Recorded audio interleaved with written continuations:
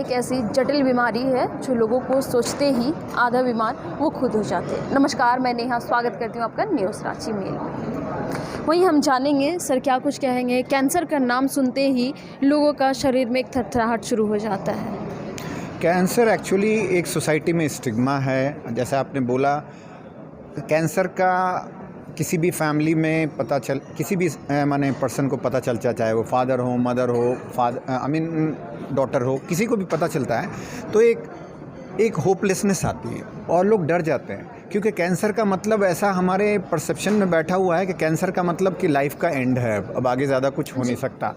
तो actually cancer का treatment पिछले 20 साल, 30 साल या 50 साल आप बोलो, लॉट हैज़ चेंज, बहुत चेंजेस आ गए हैं। अभी बहुत सारे जो हम लोग 10 साल पहले बोलते थे ये स्टेज 4 कैंसर है, इसका क्योर नहीं हो सकता, वो आज के दिन में वैसे ट्रीटमेंट आ गए हैं, वैसे मशीन जिसे आज हम बात कर रहे हैं वर्सा एचडी का। पहले एक जैसे पेशेंट होता था तो वो ब्रेन में अगर एक सिंगल लीशन आ गया, ब्रेस्ट का केस था, आपने क्योर कर लिया, 2 साल बाद आ गया तो हम लोग बोलते थे अब इनका कुछ नहीं होगा, 6 महीने जिएंगी, 1 साल जिएंगी। बट अभी हम लोग इससे SRS करते हैं ब्रेन में। We have already started doing it for last few months. आज हम लोग लॉन्च कर रहे हैं, but we have already started treating patient with this machine. तो अभी बहुत सारे जो हम लोग इनक्यूरेबल बोलते थे वो क्योर हो गए हैं।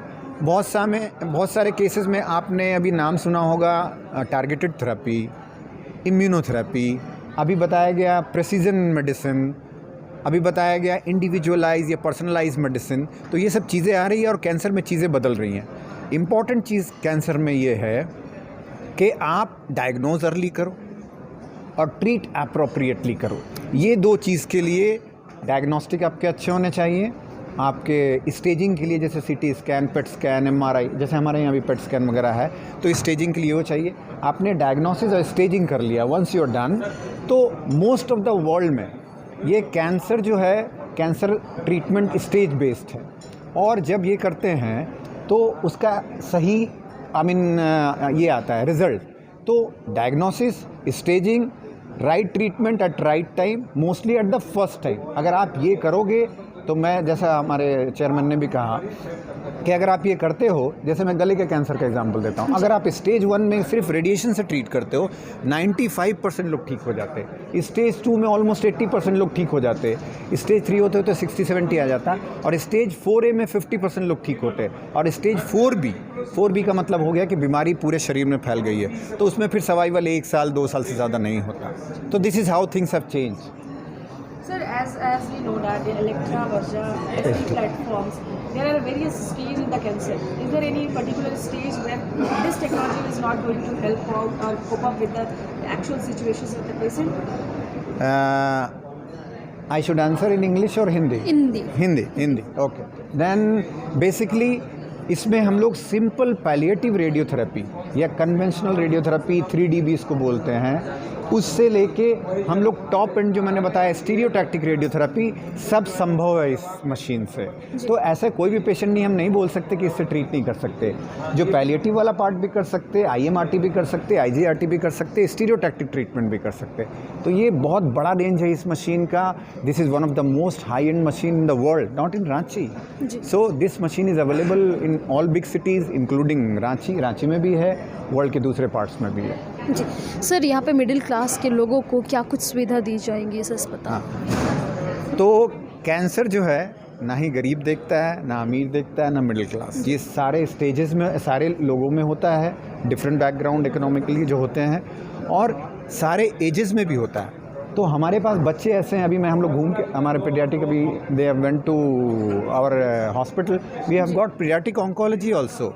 बच्चों के कैंसर के एक्सपर्ट हैं हमारे यहाँ, जिसमें 6 महीने, 1 साल, 2 साल के बच्चे भी हैं, और वो बेड फुल होते हैं। और बच्चों में आपको बहुत सारे लोगों को पता होगा कि blood cancer is the commonest cancer. अगर ब्लड कैंसर को सही से इलाज करते हैं बच्चों में तो ऑलमोस्ट 80-85% जो केसेस हैं ठीक हो जाते हैं।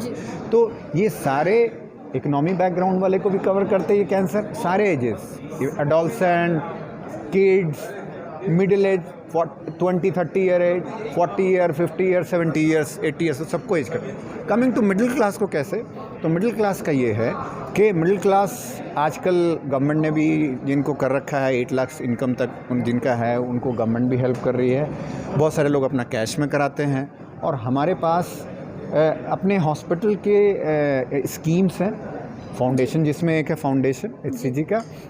तो हमारी कोशिश ये रहती है कि कोई भी पेशेंट एक बार अगर कैंसर का आ गया तो वो लौट के ना जाए, तो वो तो खर्च करें। अगर किसी तरह की कमी होती है, परसों भी हमने एक पेशेंट को हेल्प किया है तो सर्जरी में, तो वो जब करते हैं तो उससे क्या होता है कि पेशेंट का ये कॉन्फिडेंस बढ़ता है और हम लोग सही ट्रीटमेंट सही वक्त पे कर पाते हैं। तो हेल्प है, फाउंडेशन है, कैश है, स्कीम्स हैं, and people are middle class are doing some time jobs from different sectors, bank है तो वो भी कवर करते हैं। तो दिस सर आयुष्मान कार्ड से जुड़ा कुछ यहाँ पे लोगों को सुविधा? यस, तो कमिंग टू आयुष्मान कार्ड, तो आयुष्मान कार्ड का जो ट्रीटमेंट है कैंसर में, हमारा हॉस्पिटल जो है one of the earliest hospital, जब ये स्कीम लॉन्च हुई 2018 और 19 में जब लॉन्च हुई थी, फर्स्ट डे से ये फैसिलिटी हमारे यहाँ अवेलेबल है। जी, and all patient who are coming with Ayushman card, we are treating them with surgery हो, कीमो हो, रेडिएशन हो, हम लोग ट्रीट कर रहे हैं उससे। तो that becomes very patient friendly और अफोर्डेबल और एक्सेसिबल हो जाता है ये आयुष्मान कार्ड से भी। अपना परिचय दो। मैं डॉक्टर मोहम्मद आफ्ताब आलम अंसारी हूँ, मैं सीनियर कंसल्टेंट हूँ रेडिएशन ऑन्कोलॉजी डिपार्टमेंट में HCG Abdul Razzaq Ansari cancer hospital. तो जैसा कि आपने सुना कि जिस तरह से कैंसर का इलाज असंभव हो पाता था, लेकिन वही अब असंभव नहीं, ये चीज़ संभव है। और वही दूसरी ओर इन्होंने कहा कि आयुष्मान कार्ड से भी जुड़ा है ताकि लोगों को तकलीफ़ों का सामना ना करना पड़े। ऐसे ही ताज़ा तरीन खबरों के लिए बने रहे न्यूज़ रांची मेल के साथ, मैं रिपोर्टर नेहा।